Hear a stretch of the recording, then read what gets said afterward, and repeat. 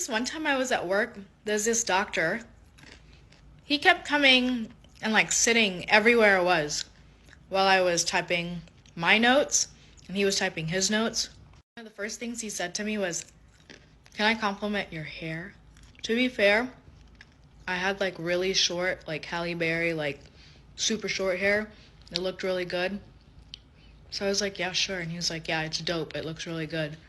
I'm like, "Thanks, man." And then people kept telling me, like, he probably has a thing for me. And I was like, who's this dude? Like, I'm not interested. I'm living my best life. No, thank you. Then I hear him talking to our secretary. And this is when we worked in the hospital. And he was telling us, our secretary, how he wanted to get a dog. And I'm like very passionate about dogs and rescuing dogs. And this conversation had nothing to do with me. But I was like, don't you work like 12-hour days? Don't take your loneliness out on a dog. And he goes, am I walking around looking lonely? I'm like, no, but you work 12-hour days, 6 days a week, but like that doesn't mean you should get a dog. That means you should not work as much. And like some other things happen, and like he put some orders in, and I was like, I'm not doing this. And he was like, you have to do it. And I was like, okay, fine. And then he asked me to dinner. And I was like, no, I'm going out to dinner with my mom, not you. And he said, fine, here's my number. Like, let me know. And then we ended up going to dinner. And then we got married. And we've been married for like 7 years. So she got herself a black doctor. Her husband is a doctor. And you know what I've noticed is that black men who are successful, they love dating outside their race. They just love it. And there isn't anything wrong with that. It's totally up to you who you choose to be with.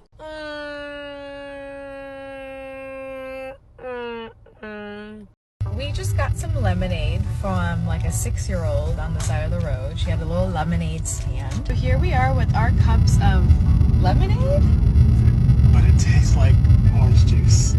And I think it is orange juice. I think it is orange juice. And I think this is just the beginning of a good hustle. Kid hustle. She had like the meanest mug too. She did not want you to buy her lemonade or orange juice. Half of what I do for my wife is just in case she crosses paths with somebody more intelligent or more attractive than me, I pull from this bank account right now, taking her sailing under the Golden Gate Bridge.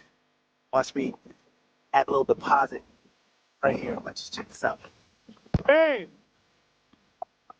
tell me the last time a man took you sailing under the Golden Gate Bridge. Tell me. Just checking. Hey guys, here are 3 things that you can and only should do if you're married. Follow her home. Watch her while she sleeps. Kiss her like a crazy person. It don't even much matter if she's unprepared. That's like a personal issue. Follow us for more. We just changed Wi-Fi network, so I changed all the equipment myself in my house because my husband, isn't home and he deserves a break.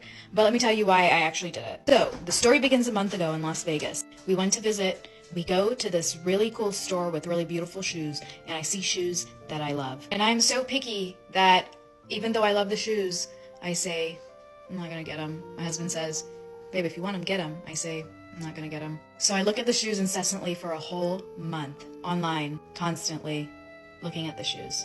My husband has no idea. I'm doing this on my phone. No way he could know. We go to Las Vegas last weekend, and we're walking around, and we see the store again, and I'm like, I don't want to go back in the store to look at the same shoes, to try them on again, to then say I don't want them. So I try to avoid the store. And my husband goes, hey babe, don't you love that store? Let's go inside. The salesman, his name is Sean, he was helping us last time, and this time he was standing outside the store. And I'm trying to avoid eye contact with Sean because I don't want to go in the store. And my husband forces me in the store, and I'm like, hey Sean, I'm back just to, try on the shoes to make sure I like them. Obviously I'm obsessed with the shoes, but So I walk in and he has the shoes like out. There are two colors. There's tan and black. And they're sitting out in my size. And he goes, oh, we have your size this time, so you can try them on, see how you feel. It's good to try it on to, like, you know, make sure you like them. Sean is so sweet. So I try the shoes on and I'm obviously obsessed. And I walk around, I look in the mirror and I'm, you know, feeling good. And then my husband goes, what do you think? Do you like them? And I'm like, I love them, but I don't think I should get them. Like, I don't know.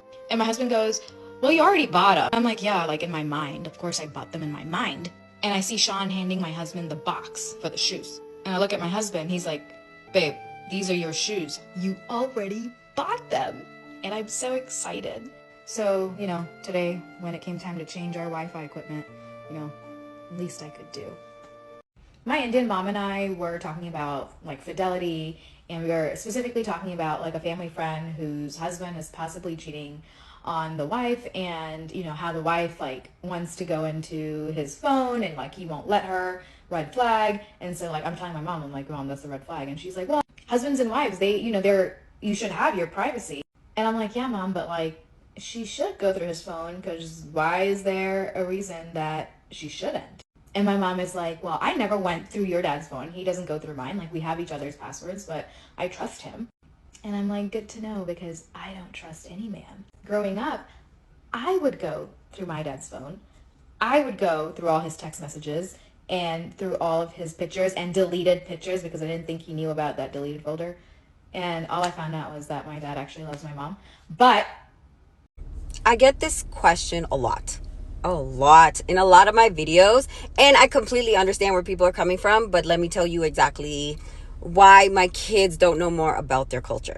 So I am a product of divorce. My parents divorced when I was 4. My mom married a white guy, therefore she didn't really do anything. She didn't practice anything. She didn't teach me anything. And also I didn't see her again from when I was 4. I didn't see her again until I was 10. So there's that. My dad, he married my stepmom. She's a Guyanese woman. Yes, she's Indian, but at the same time, they do not celebrate the same things we do. My stepmom felt uncomfortable around my dad's people because they would talk a lot about her because he married outside the culture. So she didn't feel comfortable, so he kept me home with her when he would go to do anything. Now, from what I recall, all the celebrations are religious-based. I no longer practice Hinduism, so I can't really teach any of that because I personally don't know it. Now, if my parents were together, they taught me everything from when I was little to growing up. Yes, I get it. I would teach my kids half of everything they know. They know the food, they know the clothes, they know the movies, but, you know, they're the celebrations and things like that, they don't know. Now, do my kids claim they're Indian and do they claim they're black? Yes, of course they do. They're not going to like say they're not half Indian. Like that doesn't make sense. So yeah, there's that. Soon, you will start to see more and more black and Indian couples. You're going to start seeing them walking down the block, walking down the street in your neighborhood. Okay, that's the new thing. That's where we at right now. Because black men have dated Latinas for a long time. They've dated white girls for a long time. So now, black men are moving on to Indian girls or Indian females. And no one can stop it. And no one can do anything about it. It's totally up to you who you want to be with. Genuine question. Why did you guys decide to have so many kids? And if you would have known how hard it is, would you still have this many? P.S. You rock. Thank you. Would I have so many? Yes. Yeah, it was stressful. Everything is stressful, but that doesn't mean my kids, it's something that I regret. I mean, yeah, it's hard, but to me, motherhood comes pretty easy. It's something that I can handle pretty well. So yeah, no, I wouldn't change a thing. A lot of people get stressed out with 1 or 2 or 3 or 5, but for me, my 8, it's not that hard. I literally did college and had 8 kids college and 7 and 8 kids at the same time. Do you know how stressful that is? Yeah, and I handled it just fine. So yeah, stress is it depends on the person. Can you handle a lot of stress? If you can't, a lot of kids is not meant for you. For me, I can handle pretty much anything that's thrown at me. So I'm not really, I wouldn't change a thing. Not a single